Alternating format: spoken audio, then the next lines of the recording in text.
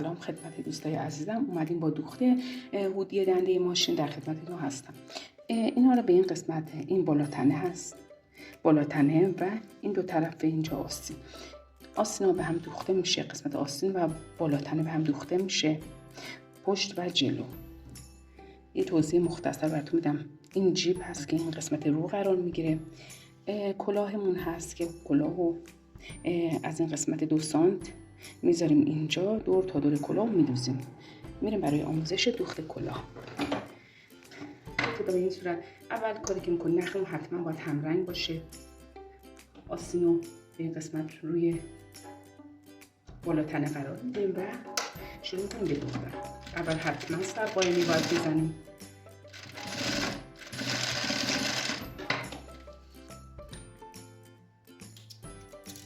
این قسمت طرف دیگه آستین به قسمت بالاتنه میدوزیم. آستین در بالاتنه به این صورت میذاریم اینجا و میدوزیم.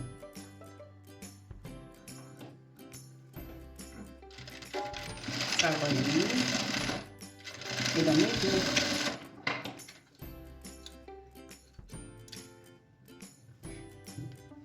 این یه آستین، یه طرف آستین بود. این طرف آستین هم به همین صورت قرار میدیم رو قسمت بالاتنه، محل آستین، سرقائمی و امتحان. این طرف آستین هم همینطور.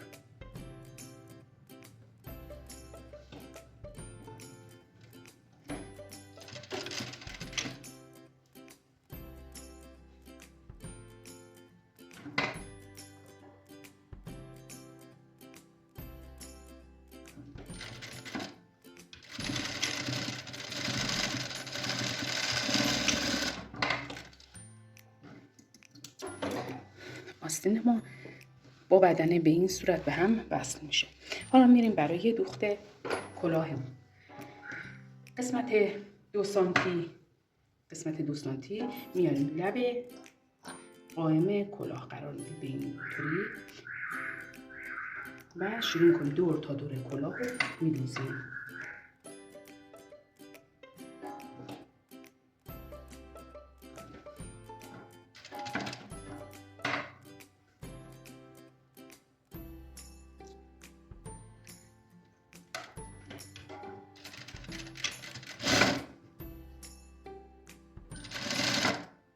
به این نقطه که رسیدیم یکم حالت گرد میکنیم، پایه رو بلند میکنیم، دوباره حالت گرد و اینجا به انتها این کلاه رو دوخت میزنیم. سرقائمی و این قسمت کم اضافه میاد که این قسمت رو میچینیم. طرف دیگه کلاهمون رو میذاریم این قسمت به این صورت و شروع به دوخت میکنیم. دوستان دقت کنید، پارچه هایی که مثل مخمل، بعضی پارچه هایی که ریش نمیشن احتیاج نیست سردوز کنیم. برای هودی هم پارچه های درز، مخمل و هر پارچه که زمستونی باشه میتونید استفاده کنید. قسمتی که حالت به صورت نیم دایره‌ای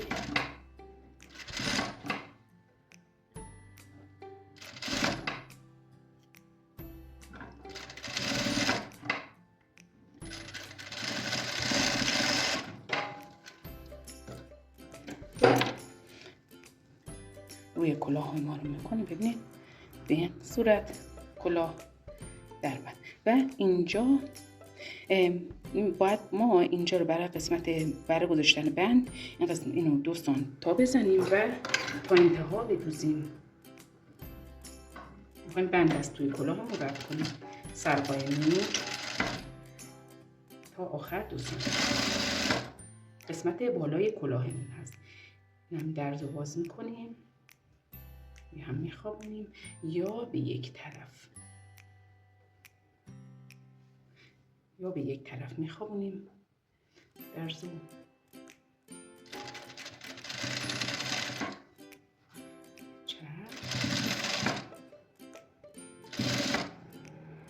تا انتها همون